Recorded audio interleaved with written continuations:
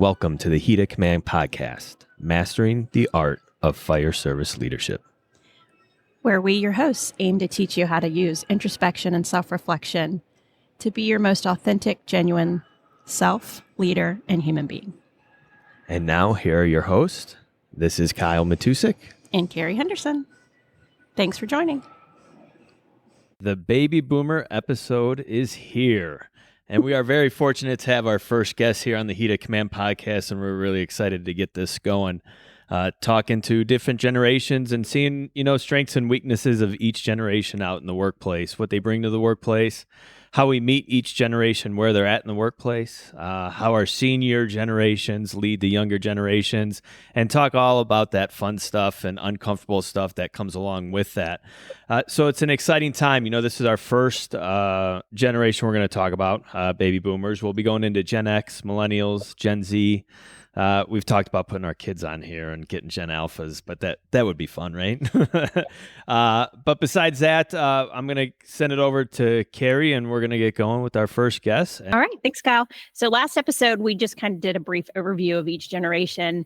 And today we're going to dive down a little bit deeper and talk about baby boomers and talk to someone from that generation that has come through our department. And so with us today, we have Chief Joe Davis, and he's retired deputy chief from our fire department and has actually come back to work shortly after he retired. He can give you a little bit of overview of kind of his career. Came back to work with us part-time as our recruitment coordinator. And so he has a ton of experience working with all the generations that have come through our workplace, which I thought would be really interesting to get his perspective on all this, because he has lived it and seen all the generations that have come after him into the workplace. So it's pretty cool to have him. And now he is he's moved over as a, what is your role? As a fire inspector. Inspector. Yeah. So a fire inspector.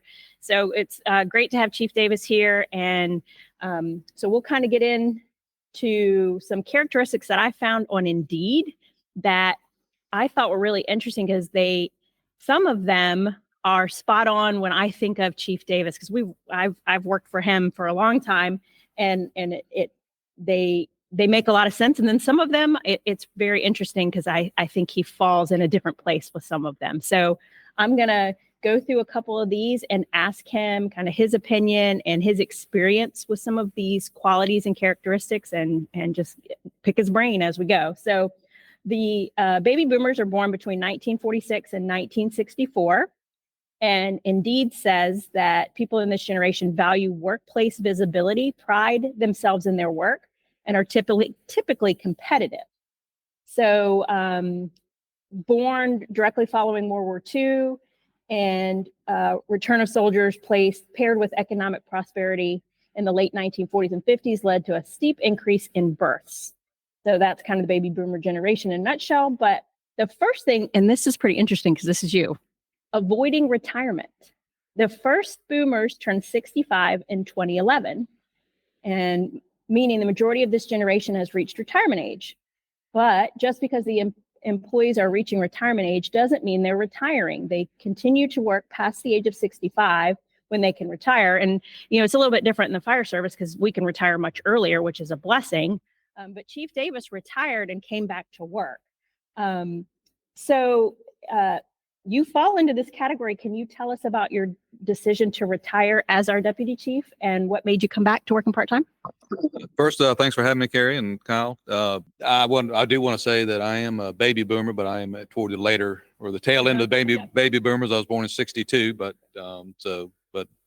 certainly feeling my age. We always like those disclosures, especially when you're at that transition of one generation to another. And we've spoken about micro generations, and a lot of times how we have characteristics of each, and so that's typical. When we talk each generation, when we talk about it, it's a lot of generalities. So in general, this is what we see, but we understand that there's caveats to every individual, right? We're all different. We all grew up in a different world.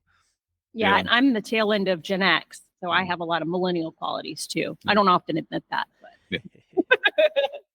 but well, so the fire service has been my career, and actually in a few months I'll have my 40th anniversary when I first started as a firefighter here at James City County, and I don't know if it's a generational trait or not, but same department since 1984. Even started in the volunteer system in 1980. Gosh, so 44 years ago this month when I started as a volunteer in James City. So, so I think dedication to an organization is maybe a feature of baby boomers. And my decision personally to retire and not so much retire and come back to work was driven with maybe somewhat of an exception to baby boomers, is that I do believe in a very strongly believe in work-life balance. So I know, and maybe I picked this up from watching my father, who was I grew up on a family farm, and he was a workaholic, and I never thought he would really retire and to enjoy life. I mean, he always worked and looked forward to working, and that's what he did. And fortunately, he did later on learn to relax a little bit and pick up the game of golf and learn to relax. But I always knew that it's important to, again, enjoy life even while you're working. And certainly with our opportunities as in public safety and in Virginia, as Carrie alluded to, we can retire at age 50 with 25-year service. And across the country, it's probably somewhat similar to other retirement or pension plans with other fire departments. And when I decided to retire, that wasn't my initial game plan to retire at age 50. I enjoyed the thought of getting to that end of the tunnel, and I always characterize it as when the light is so big you can't miss the tunnel because you're at that age, and you can go at any time, and there's a great bit of freedom, at least in your spirit, when you have that. And so it was a couple months after I turned 50, and as I put it, I had an epiphany, and I knew I was going to work part time. I'm a busy person. I have to be busy.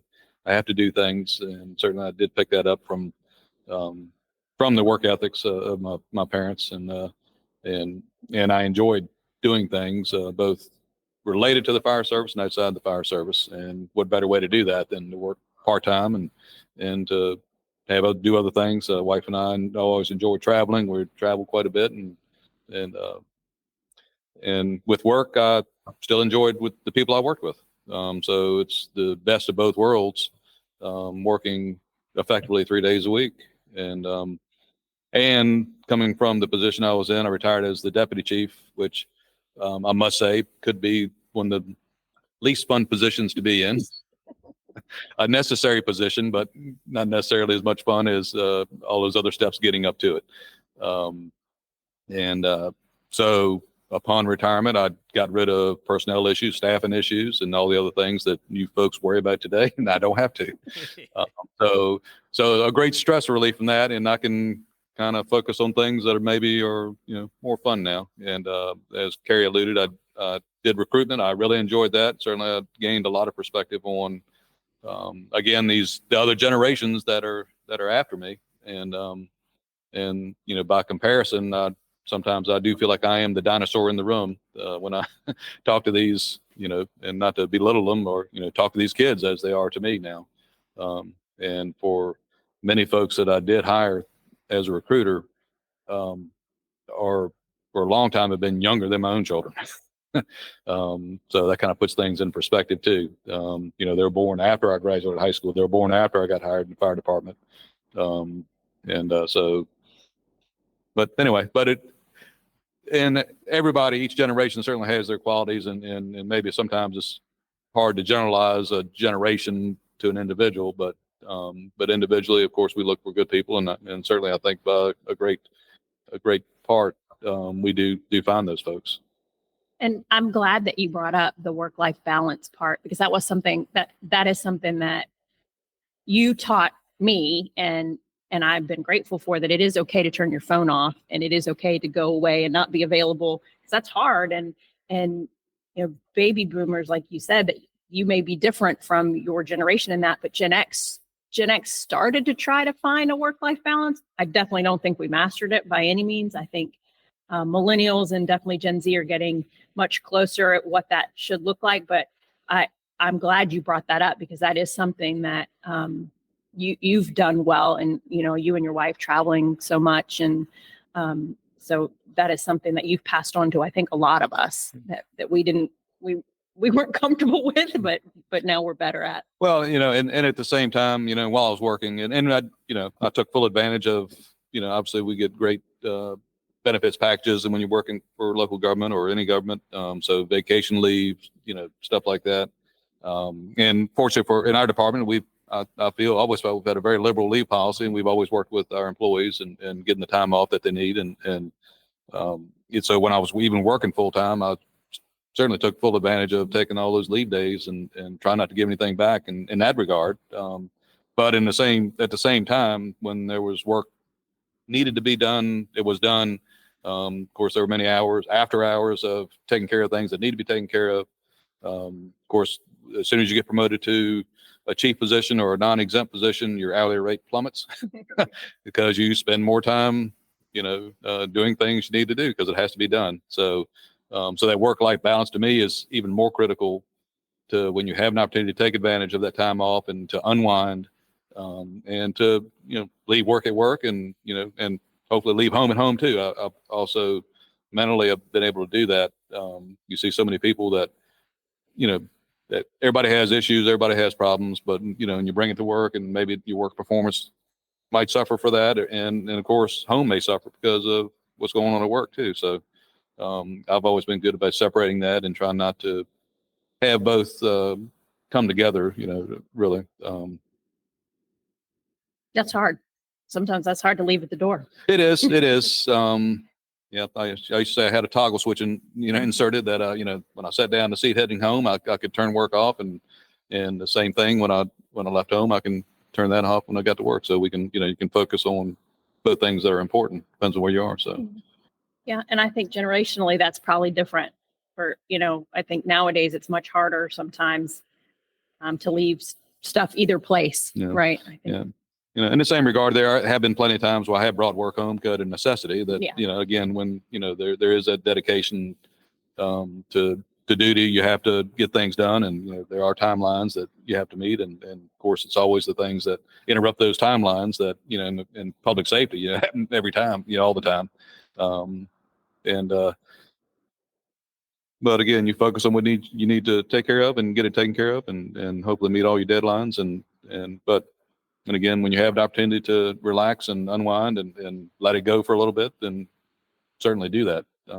Again, and since we're a smaller department, I believe, socialize a lot more off duty compared to maybe than large departments. There's certainly, I think, shifts in large departments might get together and do things, which is great. Mm-hmm. But really, the last thing I want to do when I'm socializing, sometimes outside of work, is talk about work. Right.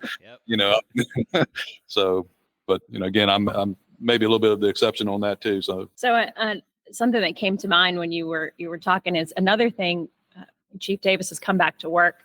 Is he's kind of almost our advisor for a lot of us that were in administrative executive roles. We were very young when all of us got promoted into our current roles. And here we had somebody with a ton of experience at a deputy chief level. And so he's here working as recruitment and retention, but he's there as an advisor as well. I know the fire chief has called on him many, many times, and me learning recruitment and hiring and just all kinds of different personnel issues. He's there as an advisor, kind of unofficially, which has been nice. But what it made me think of is I was reading again on Indeed about how different generations make decisions.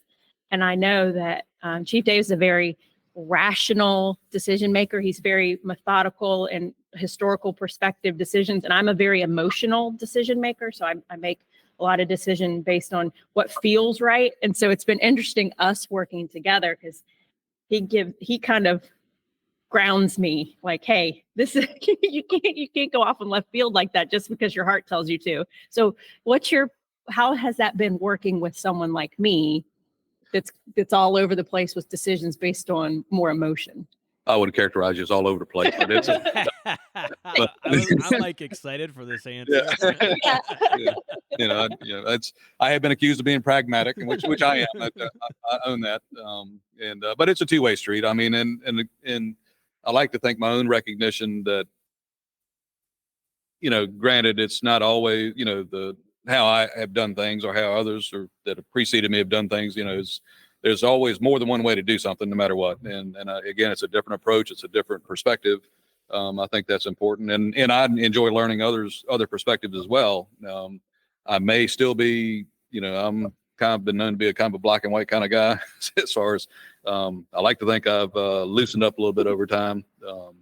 But again, it takes, it's probably that cooperative effort of everybody. Again, it's all the perspectives that you're trying to incorporate because we are changing and we should be changing.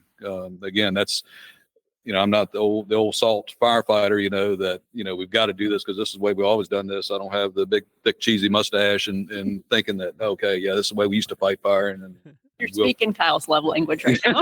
You really are. I'm like, I don't even know what to ask. Like, he's answering all of it right now. This is amazing. I'm sorry, nothing controversial coming out of this. So, yeah, but and again, it's in recognition that I think and it's not to catch buzzwords and to be inclusive to that everybody's there's always a time where opinions don't matter. I mean, but there's plenty of times where it does, leading up to those moments where they don't matter. So I think opinions do matter in a lot of things that we need to decide in advance. And because majority of what we do is not on the fire scene. That's a culmination, I think, of so much what we do, but it's not what we do, every second of the day.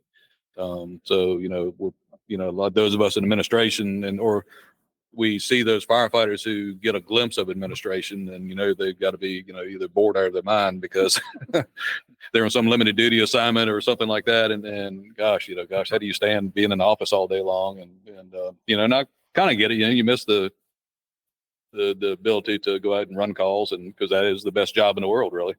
But that's not entirely what runs the fire department. So maybe Chief Davis wasn't the best example of a baby boomer. I think he is, though. It's like this is it. Like it's for me. I mean, it's a breath of fresh air, right? Because it's a lot of things that I am just not used to, and things that I typically don't see. It's a lot more of those generalities that you see if you don't live, breathe, and eat the fire service. You're lazy, you don't care. Type mentality. That I'm more accustomed to, and the work-life balance, like, well, this is your job, you owe everything to it, this is your identity, this is everything. And it's like, well, hold on a second, I still can have that dedication, that hard work ethic, but when I'm not at work, I gotta check out, and that needs to be okay. As we advance through the generations, when I got in, millennials were bashed, right? Hand over foot, just bashed for being lazy, this, that. They want all these benefits, they don't want to work, and Gen Zers now are getting the brunt of it as well.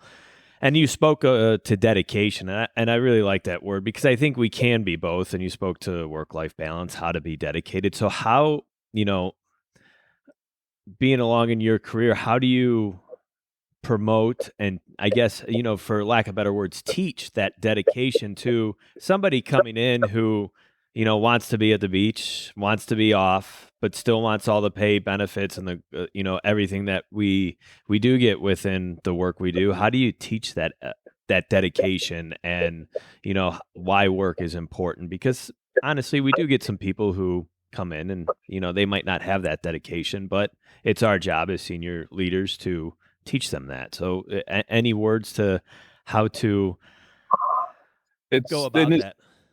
It's cliche. But lead by example is always, to me, the best way. Mm-hmm. And I guess this is, characterized this way. This is my dig to the other generations. If you stay around long enough, you'll see it. So that's part of the difference, I think. When I got hired, I got my job. I didn't need to, now granted, there's situations where people move on for good reasons, but I tend to see, and I've seen this also from the recruitment side of it, is that I think success for us is measured by someone, if we keep them 5 to 7 years and get a little return on investment, because the first couple of years are, we're training you in most cases, so starting from scratch. And once you get to a point where you're finally are good on your own, as it were, even though we're never on our own totally, but then sometimes we chase salaries, sometimes we, or maybe go to the places that run more calls or the calls you think you like, which you may not like 10 years from now when you're up all night. But another thing I appreciate too is the value of sleep. Right. That's it. And I'm not in the station anymore. But again, lead by example. I think I like the example. I think that maybe I might project those who do see me now, and because I do work part time, I'm still connected, still want to be connected, I still enjoy my work, and I've done a variety of work in the fire service. It's not just being a firefighter, which a lot of people I think sometimes pigeonhole themselves. I only want to do this.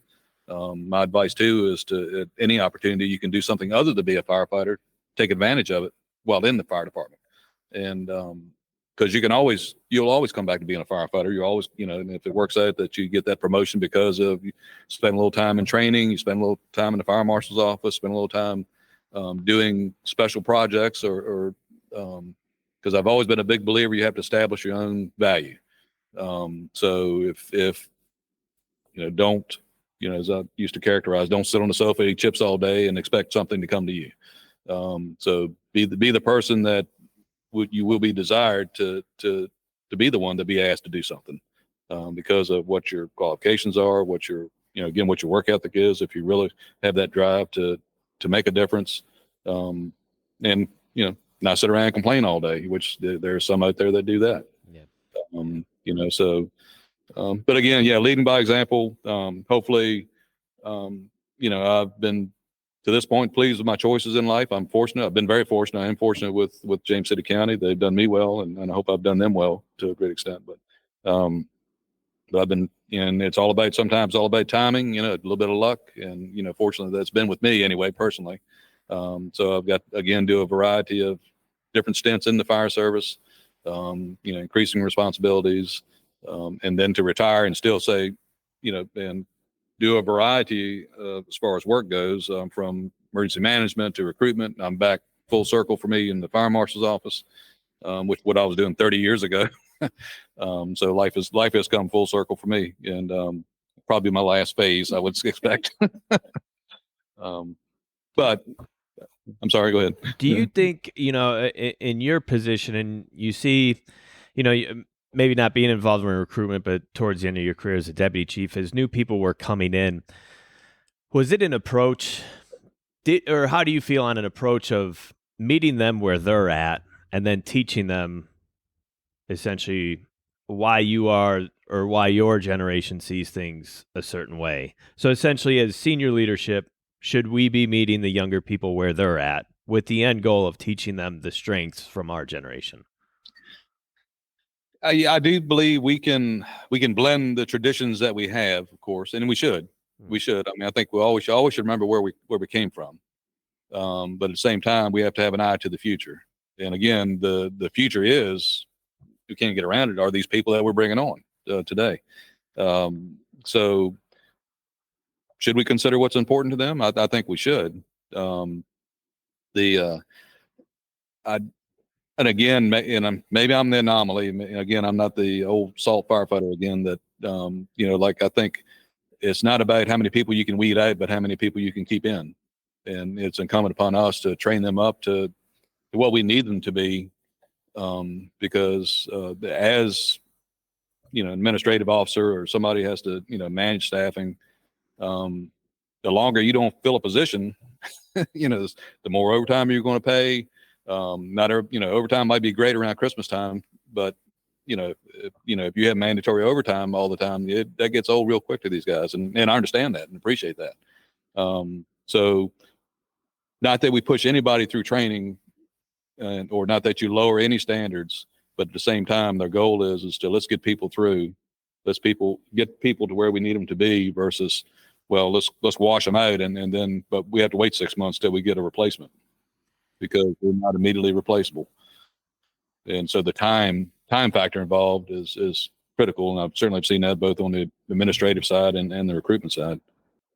What you said about it's not about weeding people out, but how do we keep them? I think that is That's like the crux of this episode. If anybody's out there listening, like, you need to listen to that. Like, it's how do we keep people? And that's I know these all these training officers are just just steaming right now. right.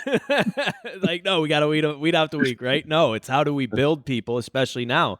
I work with people who this is their first full-time job. They just moved out with mom and dad. This is their first full-time job. It'd be easy to weed them out, probably, right? Because they don't know anything, but it's also an opportunity for us to look forward and to teach them and train them to keep them. I think that's beautifully put. Yeah. And you can still teach or you have to work hard. I mean, again, don't take away anything from your training program. And, it is hard work to get there. And sometimes people make it and don't, maybe were never intended to be firefighters, and that's fine. They give it a try, and that's okay. There's going to be a percentage of those folks. But I do believe there's some folks that maybe we kind of push out, and maybe, and that's not the case. I mean, it shouldn't be the case. And, so I think it is about perspective. It's about also too, and I'm getting from other people, I'm not an instructor per se. I was never assigned to training. That was one of the few things I did not do in my career. But, adult learning is an important thing. I mean, and how we teach people, the shotgun approach to an entire class, it may not work. There's people learn differently. And so we have to kind of recognize that one methodology is not going to necessarily work. Doesn't make the employee or the firefighter any less of a learner or a person. It's just that sometimes they learn differently. Now, how do we deal with that or encourage these different, learning methodologies? So I have another question about like recruitment stuff. So Kyle and I've been doing a ton of just learning about all the different generations, and from my perspective, it seemed like those older than me or came before me, and it was definitely rubbed off on me when we're hiring folks or promotions, interviews, and people come in dressed a certain way or talk a certain way or answer questions a certain way, that, appearance and dress, the way they're dressed and things like that was very important. Probably your generation, my generation, Gen X, but you're kind of the one that taught all of us on the interview panel, like, it doesn't matter, what folks are wearing, it's what they bring to the table. And, regardless of what they have on, did they make an effort, and so did you ever have a shift in thinking that way? Or have you always believed that? Well, I like to think we all are evolving, all the time. And certainly I have to now, but if you ask me, what am I going to wear to an interview? I'm wearing a coat and tie no matter what. Right. And because again, that's ingrained in me and how I was raised, and it's important to me to do that. So, I always say, church, court, and all these things, I'm wearing a coat and tie no matter what. And kind of a quick little story about my son, who was for the job he has now. Before he was interviewing, he called me and told me he was interviewing the next day, and just kind of getting some last minute advice, I guess. And I asked him, I said, "What are you wearing?" And he goes, I'll probably wear some, khakis and a polo. And he's got nice clothes. He wouldn't have dressed down, or he wouldn't be inappropriate way for him to dress. And I asked him, I said, "Why don't you wear a coat and tie?" He goes, "Dad, that's your generation." And I said, "I agree with you. It is my generation." I said, "There's a likelihood that people of my generation are interviewing you." I said, "You can't take away anybody's bias. It's that when you first see somebody, again, you get that impression, those first impressions. So would it be a negative impression if they saw you in a nicely pressed shirt and pants? Probably not. Would it make a better impression possibly if you had a coat and tie on? You're not selling yourself out by doing that, in my opinion." And I said, until your generation is interviewing you, then, you might want to think about that, so know your audience. And so I think that's important. But I do believe, I do agree that it's not one size fits all regarding our applicants. Again, we all come from different places. Not everybody has or can afford a nice coat and tie. Some, it's just not what they wear today, and I've said before, I'm more impressed with an applicant who I see who has a brand new shirt, and I know it because I can still see the squares in the shirt because they should have ironed it. Now I would have ironed it because of my generation, but I do know they made the effort to buy a brand new shirt. It might not be a coat and tie, but at least you can see they made some effort. And again, it's what are they telling us? What's inside? What who they are versus what their appearance is. Now there's probably certain things that in my generation I probably wouldn't accept as much. Wearing a hat in an interview, or I've seen, and again I've either managed or sat in hundreds of interviews, and the sunglasses on the back of the head, or to me it may be obvious that they could have maybe had some cleaner clothes. But again, some people come straight from one job to another too. Maybe you have to factor that in as well. But yeah, I would not expect and don't expect everybody to come in a coat and tie to look just like me, for an interview. I have another question. Sorry, Kyle. Oh, no, you're fine. Kyle and I have talked before about in Illinois, their promotion process is really governed by the unions there. It's all written in state law. Yeah, state law. So, we have the flexibility to kind of write that here. And so, Kyle, in Illinois, there's points for seniority, correct? Correct. So what is your opinion on seniority versus like performance on a promotion process? Do you think seniority should be taken into consideration? I think it's important regarding seniority if you apply what you've learned in those years that you have. So is it necessarily a pass? So if you have some, I always do comparisons. It's one person to another, everything else being equal. What's going to make us want to hire you or promote you over the other person? So it's just the little things. So you can have two people equal years of service. So what have you done within those years of service? Again, what have you established your own value? If you've been the employee who's, let's say both have 10 years of service. And again, you may be a good employee. You show up to work every day, you do your job, and you go home, and we can't ask for any more. Or you could be the employee that is part of 3 special teams, has worked nights and weekends, getting his education, doing all these things as the go-to guy at the station.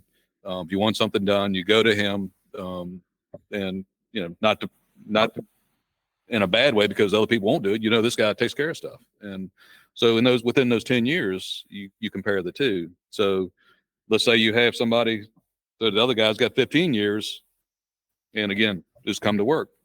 He's the good average employee. Nothing bad about him. He does his job. Same thing.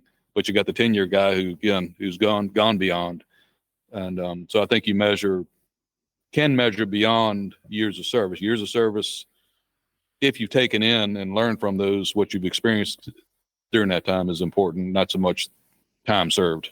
And I've had to, as far as working on promotions myself, I've had people that have, had discussions. Anytime I would run a promotion process, certainly any of the applicants, any of the firefighters could have an opportunity to discuss their performance after a promotional process. And I would get that on occasion. I got more years than the other guy, the guy you promoted. It's got to be rigged because he's got less time or something like that. It is a bad performance and not, checking a box that, hey, I've done my time here, therefore I deserve it. It's what you've done with your time while you were here is important. Yeah, I think one of the generalities of the baby boomer is equating experience or time on experience to and seniority. Like seniority does weigh a lot in terms of in general to the baby boomer generation. Obviously, not your opinion, but yeah, in Illinois, it doesn't matter what you do in that time. You're getting those points depending on years on. Yeah, and we do have some similar. There's some localities that are basically civil service jobs, and that's a big factor too. But I think fortunately for us, that's not the case. The seniority or years, as far as minimum years of service to be able to promote or do things, it's, I think that is important. You do have to have them. But, and again, we're probably more on the liberal side, I believe, where we are down here and have been, regarding that too. So, Yeah, I think so. And that came to mind. Val and I have had discussions about that. And I was curious what your perspective was on it. how much time in did you have when we promoted you To captain? 8 years. Nate? Yeah. 8 career, and I had a couple 3 or 4 years before that volunteer experience. Yeah. And where were you promoted? I was promoted in the hospital. I had my son that day. And that's a great story. I had Nicholas at 4 a.m, and my boss here, Chief Davis, and the fire chief came and promoted me in the hospital. We delivered a badge. Yeah. Wow.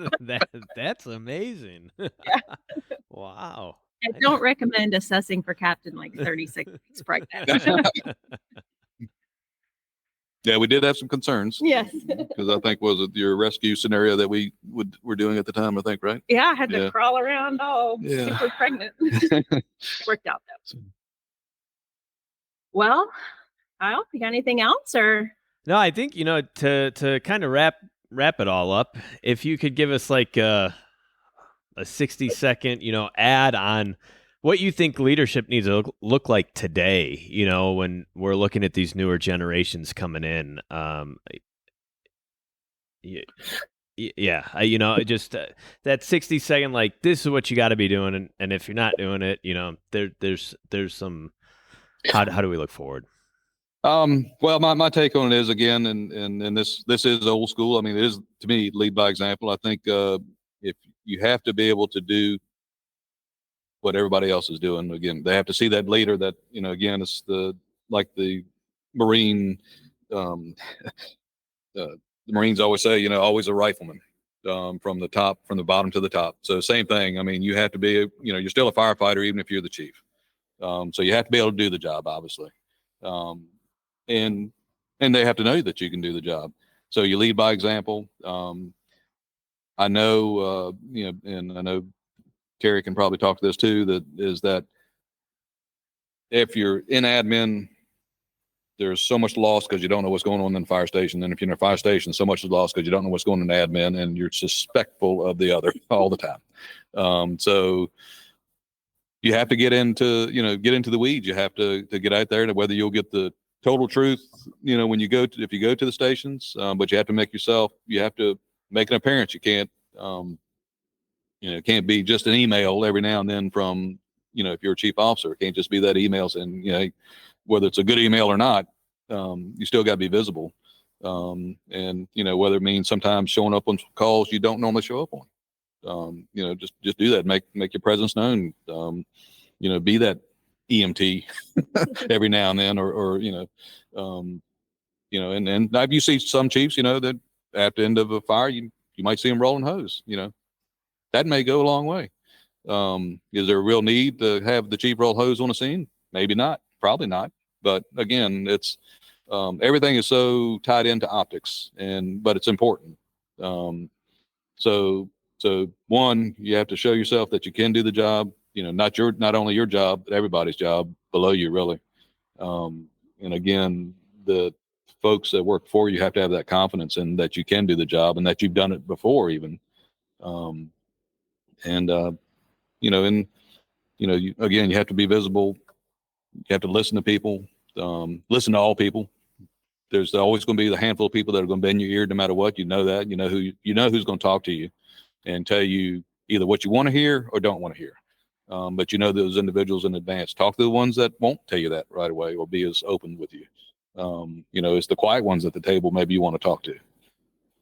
Chief Davis, thank you for your time today. It was good talking to you, and I think you brought in some really valuable insights to, looking forward and how we do this going forward. And it's a breath of fresh air hearing it, and everything that you said was some really great points. I want to reiterate that one. It's not about weeding people out, but it's about how do we keep our people and how do we build them up. And I think that's a fantastic outlook. And if we can, overall start taking that approach when we look at things, I think the future is bright. As we wrap up another episode, this has been Kyle and Carrie from the Heat of Command podcast. Thank you, as always, for listening.